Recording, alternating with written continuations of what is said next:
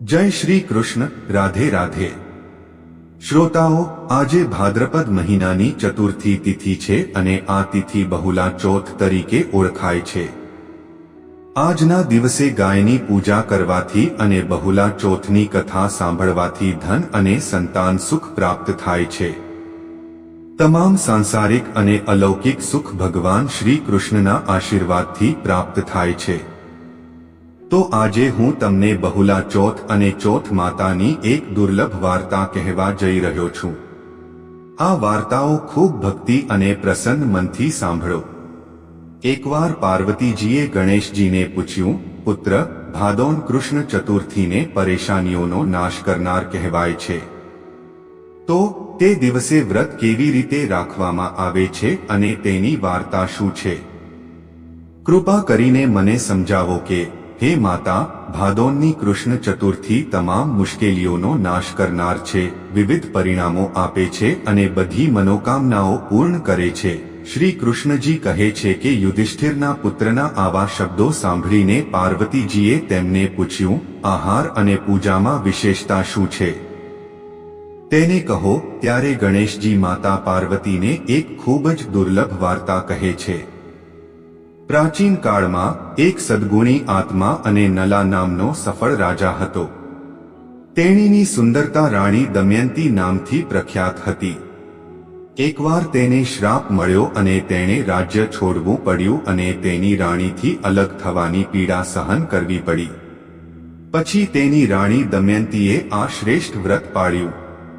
પાર્વતીજીએ પૂછ્યું, હે પુત્ર, દમયંતીએ આ વ્રત કઈ રીતે પાળ્યું અને ઉપવાસની અસરથી તેને 3 મહિનામાં તેના પતિને મળવામાં કેવી મદદ મળી? તમે મને આ બધી વાતો કહો। શ્રી કૃષ્ણજીએ કહ્યું, હે યુધિષ્ઠિર, હું તને કહું છું કે જ્ઞાનના ભંડાર ગણેશજીએ આપેલો જવાબ સાંભળો। જ્યારે પાર્વતીજીએ આ પૂછ્યું, શ્રી ગણેશજી કહે છે કે હે માતા, રાજા નળને એક મોટી ભેટ આપવી જોઈએ। મોટી આફતોનો સામનો કરવો પડ્યો। તબેલામાંથી હાથી અને ઘોડો ચોરાઈ ગયો અને તેમનો માલ આગમાં બળીને ખાખ થઈ ગયો। રાજા જુગારમાં બધું હારી ગયો અને તેની મૂડી પણ તેના હાથમાંથી નીકળી ગઈ। ચારે બાજુથી નિરાશ અને લાચાર બનીને રાજા નલ જંગલમાં ગયા। જંગલમાં રહેતી વખતે તેમને દમયંતી સાથે અનેક કષ્ટો સહન કરવા પડ્યા। આ બધું હોવા છતાં તે રાણીથી અલગ થઈ ગયો। એ પછી રાજા કોઈ શહેરમાં ભીખ માંગવા લાગ્યો, રાણી બીજા કોઈ શહેરમાં રહેવા લાગી અને રાજકુમાર બીજી જગ્યાએ કામ કરવા લાગ્યો। જેઓ એક સમયે રાજાઓ અને રાણીઓના પુત્રો કહેવાતા હતા, તેઓ હવે ભીખ માંગવા લાગ્યા। વિવિધ રોગોથી પીડાતા, એકબીજાથી વિખૂટા પડીને અને કર્મના પરિણામો ભોગવતા દિવસો પસાર થતા ગયા। એક સમયે દમયંતી જંગલમાં ભટકતી વખતે મહર્ષિ સરભંગને જોયા। તેણીએ તેમના ચરણોમાં પ્રણામ કર્યા અને હાથ જોડીને કહ્યું, હે ઋષિરાજ, હું મારા પતિને ક્યારે મળીશ? મને હાથી અને ઘોડાઓથી ભરપૂર ગીચ નગરી શા માટે મળશે? મારું નસીબ ક્યારે પાછું આવશે? હે મુનિવર, તમે અવશ્ય આવશો, મને કહો।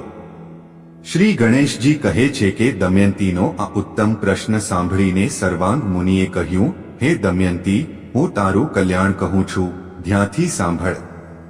તેનાથી તમામ પરેશાનીઓનો નાશ થાય છે, તેનાથી તમામ મનોકામનાઓ પૂર્ણ થાય છે અને શુભ છે।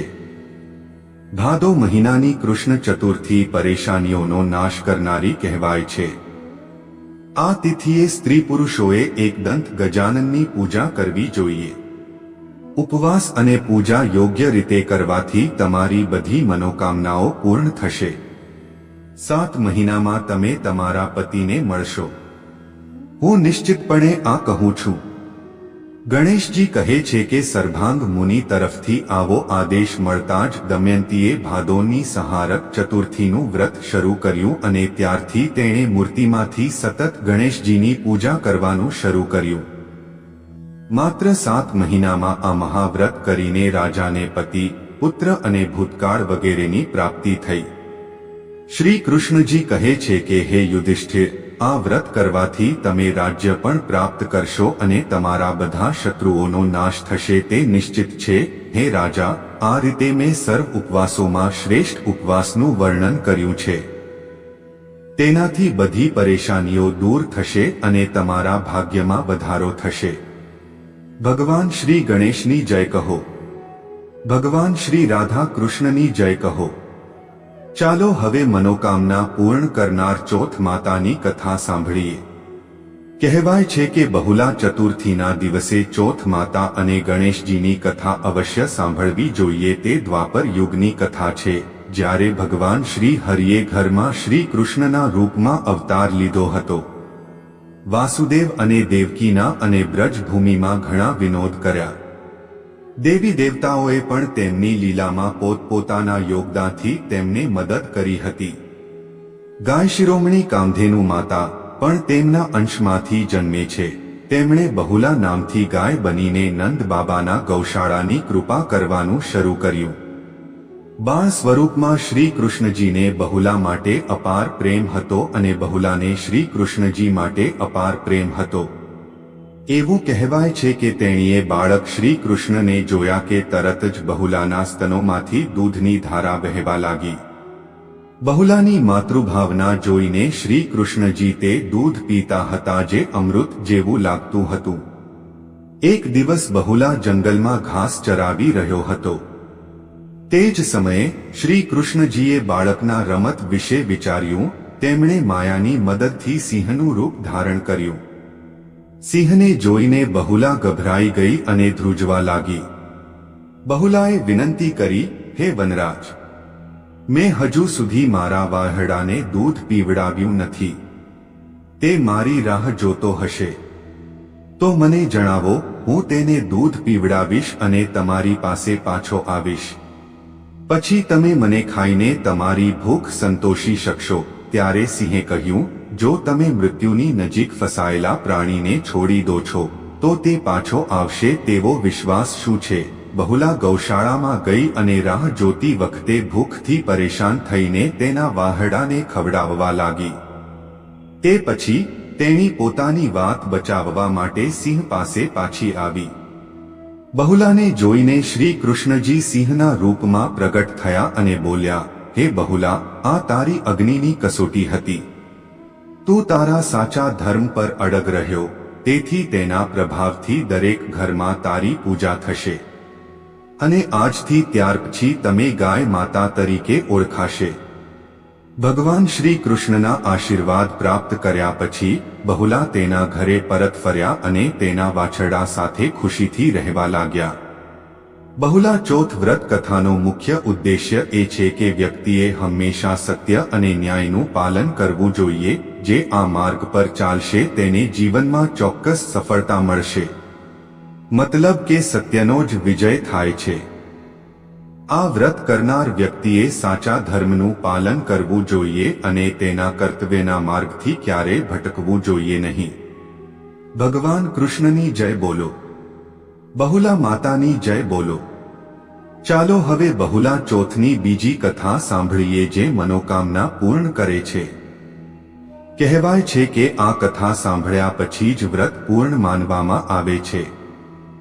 એક ગામમાં શેઠ અને શેઠાણી રહેતા હતા. તેમને એક પુત્ર અને પુત્રવધુ હતા. પુત્રવધુ બધાને ભોજન પીરસતી અને પછી પોતે ભોજન લેતી. એક પાડોશી હતી જે રોજ પૂછતી, વહુ, આજે શું બનાવ્યું? પુત્રવધુ કહેતી હતી, ઠંડો બસી. એક દિવસ આ સાંભળીને તેના પતિએ નક્કી કર્યું કે આજે વાનગીઓ બનાવવી અને પછી જુઓ કે તેની પત્ની શું કહે છે. તેણીએ વિવિધ પ્રકારની વાનગીઓ બનાવી અને ઘરના બધા સાથે બેસીને જમ્યા અને આજે પણ જ્યારે પાડોશીએ તેને પૂછ્યું ત્યારે તેની પુત્રવધુએ કહ્યું, ઠાંડો બસી. શેઠના પુત્રએ વિચાર્યું, સાચું હોય કે ન હોય, મારી પત્નીને આવું કહેવા માટે કંઈક એવું હોવું જોઈએ. તેણે તેની પત્નીને પૂછ્યું, તમે રોજ ઠંડો વાસી ખાયા ખાઓ છો એવું કેમ કહો છો?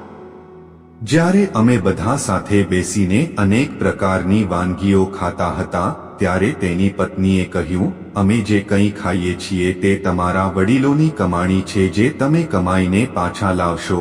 હું વિચારીશ કે હું તાજો ખોરાક ખાઉં છું. હવે એક દિવસ છોકરાએ તેની માતાને કહ્યું, હું મોટા શહેરમાં પૈસા કમાવવા જાઉં છું. માતાએ કહ્યું, દીકરા, તારી પાસે એટલા પૈસા છે કે તું ગમે તેટલું ખાય પણ તે ખતમ નહીં થાય. માતાના ના પાડવા છતાં પુત્ર પોતે જ કમાવવાનો મક્કમ હતો અને જતા સમયે તેણે પાલીને કહ્યું, જ્યાં સુધી હું ઘણું કમાઉં ત્યાં સુધી ભલે હું પૈસા ન લાવું, સ્ટવની આગને બુઝાવવા ન દઉં. એક દિવસ જ્યારે સ્ટવમાં આગ લાગી ત્યારે તેણીને મનમાં ગભરાટ થવા લાગ્યો. તેણીએ વિચાર્યું, શું મારા પતિને કોઈ મુશ્કેલી આવી રહી છે? તે ઝડપથી પડોશીના ઘરે ગઈ અને ત્યાં પડોશી ઉપવાસ કરી રહ્યો હતો અને તેણે કહ્યું, આવો અને આગ લગાડો. પુત્રવધૂએ પાડોશીને પૂછ્યું, તમે આ વ્રત કેમ કરો છો? એમાંથી તમને શું મળે છે? ત્યારે પાડોશીએ કહ્યું, ચોથ માતાનું આ વ્રત કરવાથી વ્યક્તિને અન્ન, ધન અને લક્ષ્મી મળે છે અને મનોકામના પણ પૂર્ણ થાય છે. હવે પુત્રવધૂએ પણ ચોથ માતાનું વ્રત રાખવાનું શરૂ કર્યું. ગોળનો ચૂરમા બનાવીને ખાવો પડ્યો. તમે જાગ્યા છો કે સૂઈ રહ્યા છો? તમારી પત્ની તમને ખૂબ જ યાદ કરે છે. ઘરે જઈને તેની ચિંતાઓ દૂર કરો. તમે દુકાન ખોલીને બેસો. આજે તમારા હિસાબની પતાવટ થઈ જશે. હવે ચોથ માતાએ કહ્યું હતું તેમ થયું. તેણે ઘરે જવાની તૈયારી કરી અને કાર લોડ કરી અને પૈસા લઈને નીકળી ગયો. રસ્તામાં એક મોટો સાપ તેની હૂડ ફેલાવીને બેઠો હતો અને બોલ્યો, આજે હું તને હોડીશ નહીં કારણ કે હું તને બચાવીશ નહીં. આજે તારું જીવન સમાપ્ત થઈ ગયું છે. શેઠના પુત્રએ સાપને કહ્યું, આજે ચોથ માતાએ મને સ્વપ્ન બતાવ્યું તેથી હું મારી પત્નીને મળવા ઘરે જાઉં છું. તે મારી રાહ જોઈ રહી છે અને ખૂબ જ ચિંતિત છે. હું ચોક્કસ આવીને તેને મળીશ. પછી તમે મને ડંખ મારશો. સાપે કહ્યું, જો તું સોગંદ લે તો હું તને જવા દઈશ, પણ જો તું પાછો નહીં ફરે તો તારા ઘરે આવીને તને કરડીશ. આમ સાપને વચન આપીને તે તેના ઘરે પહોંચ્યો. તે ત્યાં બધાને ખુશખુશાલ મળ્યા અને જમ્યા પછી ઉદાસ થઈને બેઠા. જ્યારે તેની પત્નીએ ઉદાસ થવાનું કારણ પૂછ્યું તો પતિએ તેને કાળા સાપ વિશે કહ્યું અને કહ્યું, જો હું તેની નજીક નહીં જાઉં તો તે ઘરે આવીને મને ડંખ મારશે. જરાય ચિંતા ન કરશો, તમે જાઓ, હું ઉકેલ શોધી લઈશ. પત્નીએ તેના રૂમમાં 7 સીડીઓ બનાવી. પહેલા પગથિયા પર રેતી, બીજા પગથિયે અત્તર, ત્રીજા પગથિયે ગુલાલ અને ફૂલો, ચોથા પગથિયે કેસર, પાંચમા પગથિયા પર લાડુ અને પેડા, છઠ્ઠા પગથિયે ગાદલું અને જાજમ અને સાતમા પગથિયે દૂધથી ભરેલો વાટકો મૂકવામાં આવ્યો હતો. આ રીતે તે 7 સીડીઓ ગોઠવીને બેઠી. મધ્યરાત્રિ થતાં જ સાપ આવ્યો અને સીડીઓ ચઢવા લાગ્યો. તેણે પહેલા પગથિયા પર રેતીમાં વળગીને કહ્યું કે શેઠની વહુએ ખૂબ આરામ આપ્યો પણ હું મારા વચનોથી બંધાયેલો છું તેથી હું ચોક્કસપણે ડરીશ. એ જ રીતે જ્યારે સાપ 7 સીડીઓ પર આરામ કરી રહ્યો હતો અને કહેતો હતો કે દારૂંગા ઓરડામાં જવાનો છે, ત્યારે ચોથ માતાએ વિચાર્યું, જો હું તેને બચાવીશ નહીં તો વિશ્વમાં કોણ ધાર્મિક વિધિઓ અને ઉપવાસ અને પૂજાનું પાલન કરશે. હવે ગણેશજી, ચંદ્રમાજી અને ચોથ માતાએ તેને બચાવવાનો વિચાર કર્યો. ચોથ માતા ઢાલ બની ગયા અને ગણેશજીએ સાપને મારીને તેને ઢાલથી ઢાંકી દીધો. જ્યારે દિવસ પડ્યો ત્યારે પુત્ર અને પુત્રવધૂ જાગી ગયા ન હતા, તેથી તેણીએ સીડી પર જે જોયું તે જોઈને માતા ખૂબ જ ગભરાઈ ગઈ. દીકરા, પુત્રી, સસરા, હું જાગી ત્યારે જોયું કે ત્યાં ઢાલ અને તલવાર પડેલી હતી. હવે જ્યારે મેં ઢાલ ઉપાડી તો જોયું કે એ જ કાળો સાપ ત્યાં મૃત હાલતમાં પડેલો હતો. પુત્ર અને પુત્રવધૂએ વિચાર્યું, આજે ભગવાન ગણેશ અને ચોથ માતાએ ધાર્મિક કાર્યોની આડમાં પોતાનું રક્ષણ કર્યું છે, જેમ તમે શેઠના પુત્ર અને પુત્રવધૂની રક્ષા કરી છે. બોલો જય ચોથ માતા. ગૌરીના પુત્ર ભગવાન ગણેશની જય કહો. તો આજે હું તમને ભગવાન શિવ અને માતા પાર્વતીની ખૂબ જ દુર્લભ વાર્તા કહી રહ્યો છું. તેથી તમારે આ કથાને પૂર્ણ ભક્તિ અને પ્રસન્ન મનથી સાંભળવી જોઈએ. ભગવાન શ્રી કાર્તિકેયજી શિવ અને પાર્વતીના પુત્ર છે અને હંમેશા બાળકના રૂપમાં રહે છે, પરંતુ તેમના આ બાળ સ્વરૂપનું એક રહસ્ય છે. એકવાર ભગવાન શંકરે પાર્વતીજી સાથે જુગાર રમવાની ઈચ્છા વ્યક્ત કરી. ભગવાન શંકરજીએ રમતમાં બધું ગુમાવ્યું. હાર્યા પછી ભોલેનાથજી તેમની લીલાઓ કરતી વખતે પાંદડામાંથી બનાવેલા વસ્ત્રો પહેરીને ગંગાના કિનારે ગયા. જ્યારે કાર્તિકેયજીને આખી વાતની જાણ થઈ તો તેઓ માતા પાર્વતી પાસેથી બધી વસ્તુઓ પરત લેવા આવ્યા. આ વખતે પાર્વતીજી રમત હારી ગયા અને કાર્તિકેયજી શંકરજીનો તમામ સામાન લઈને પાછા ગયા.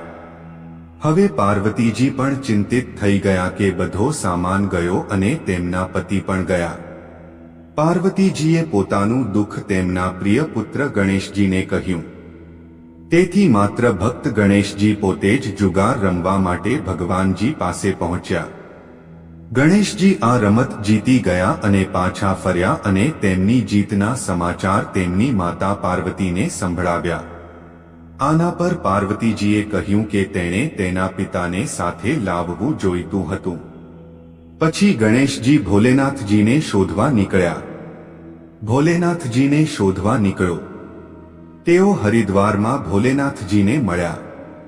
તે સમયે ભોલેનાથ ભગવાન વિષ્ણુજી અને કાર્તિકેયજી સાથે હરિદ્વાર જઈ રહ્યા હતા. પાર્વતીજીથી નારાજ ભોલેનાથે પાછા ફરવાની ના પાડી. ભોલેનાથજીના ભક્ત રાવણે બિલાડીનું રૂપ ધારણ કરીને ગણેશજીના વાહન મુશ્કને ડરાવ્યો હતો. ભગવાન ગણેશને છોડીને ઉંદર ભાગી ગયા. અહીં ભગવાન વિષ્ણુએ ભોલેનાથની ઈચ્છા મુજબ પાસાનું રૂપ ધારણ કર્યું હતું. ગણેશજીએ ભોલેનાથજીને તેમની માતાના દુઃખી વિશે જણાવ્યું. આના પર ભોલેનાથજીએ કહ્યું, અમારી પાસે એક નવો પાસા મળ્યો છે. જો તમારી માતા ફરીથી રમત રમવા માટે સંમત થાય તો હું પાછો જઈ શકું છું. શ્રી ગણેશજીના આશ્વાસન પર ભોલેનાથજી પાર્વતીજી પાસે પાછા આવ્યા અને તેમને રમત રમવા માટે કહ્યું. આ પર પાર્વતીજી હસ્યા અને કહ્યું, તમારી પાસે અત્યારે શું છે જેની સાથે રમત રમી શકાય? આ સાંભળીને ભોલેનાથજી મૌન થઈ ગયા. આના પર નારદજીએ તેમને પોતાની વીણા વગેરે સામગ્રી આપી. ભોલેનાથજી દરેક વખતે આ રમત જીતતા રહ્યા. વારંવાર પાસા ફેંક્યા પછી ભગવાન ગણેશ સમજી ગયા અને ભગવાન વિષ્ણુને પાસાનું રૂપ લઈને માતા પાર્વતીને રહસ્ય કહ્યું. આખી વાત સાંભળીને પાર્વતીજી ગુસ્સે થઈ ગયા. રાવણે માતાને સમજાવવાની કોશિશ કરી, પરંતુ તેનો ગુસ્સો શમ્યો નહીં અને ગુસ્સામાં તેણે ભોલેનાથજીને શ્રાપ આપ્યો કે ગંગાના પ્રવાહનો ભાર તેના માથા પર રહેશે. નારદજીને ક્યારે એક જગ્યાએ ન રહેવાનો શ્રાપ હતો. ભગવાન વિષ્ણુને શ્રાપ આપ્યો કે આ રાવણ તારો શત્રુ થશે અને રાવણને શ્રાપ આપ્યો કે વિષ્ણુ તારો નાશ કરશે. માતા પાર્વતીએ પણ તેમને કદી યુવાન ન થવાનો શ્રાપ આપ્યો હતો. આ જોઈને બધા ચિંતિત થઈ ગયા. ત્યારે નારદજીએ પોતાના રમૂજી શબ્દોથી માતાના ક્રોધને શાંત કર્યો. શુક્લના દિવસે જુગારમાં જીત મેળવનારને આખું વર્ષ વિજયી થવાનું વરદાન મળે છે. ભગવાન વિષ્ણુજીએ દરેક નાના મોટા કાર્યમાં સફળતાનું વરદાન માંગ્યું, પરંતુ કાર્તિકેયજીએ હંમેશા બાળક રહેવાનું વરદાન માંગ્યું અને કહ્યું, મારે જાતીય ઈચ્છાઓથી પ્રભાવિત ન થવું જોઈએ અને હંમેશા ભગવતીનું સ્મરણ કરવું જોઈએ. અંતે નારદજીએ પત્ની રાખવાનું વરદાન માંગ્યું. માતા પાર્વતીજીએ રાવણને તમામ વેદોની વિગતવાર સમજૂતી આપી અને દરેકને આમીન કહ્યું. કાર્તિકેયજીના જન્મ પહેલા જ્યારે તમામ દેવતાઓ તારકાસુરના અત્યાચારથી પીડાતા હતા, ત્યારે ભગવાન શંકરજીએ પાર્વતીજી સાથે લગ્ન કર્યા હતા અને ત્યારબાદ 6 મુખવાળા કાર્તિકેયજીનો જન્મ થયો હતો. તેણે જ તારકાસુરનો વધ કર્યો હતો. જય શંકર પાર્વતી ભગવાન કી જય બોલો. જો તમને વિડિયો પસંદ આવ્યો હોય તો અમારી ચેનલને સબસ્ક્રાઇબ કરો.